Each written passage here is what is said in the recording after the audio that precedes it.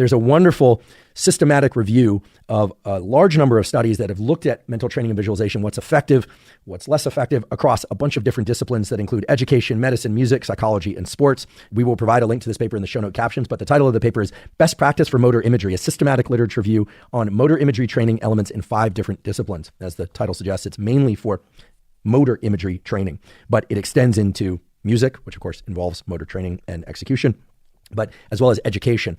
This review establishes a number of different important things. I'm going to read off some of the key or highlight takeaways. For instance, I described principle 1 of effective mental training and visualization, which is that the visualization be brief and it be simple and it be repeated. You may ask how many times that very brief 5 to 15 second exercise of going through some routine should be repeated.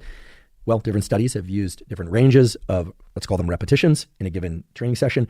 But the number that seems to be most effective is somewhere between 50 and 75 repeats per session. That brings about the question of how long one should rest between each repeat. This gets a little tricky depending on what you're trying to do. Remember that we have this kind of threshold of about 15 seconds for completion of the entire motor sequence. Let's say what you're trying to do, like a golf swing, takes you 5 seconds to imagine in your mind's eye.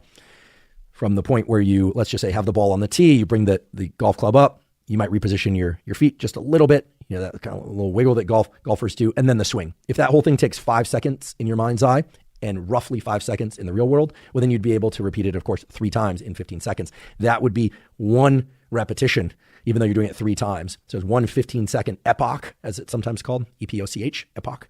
And then you would rest for an approximately equivalent amount of time, 15 seconds or so, and then repeat. And rest 15 seconds or so, and then repeat.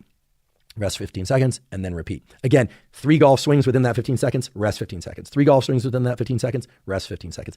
Truth told, these epochs and these rest periods do not need to be exact.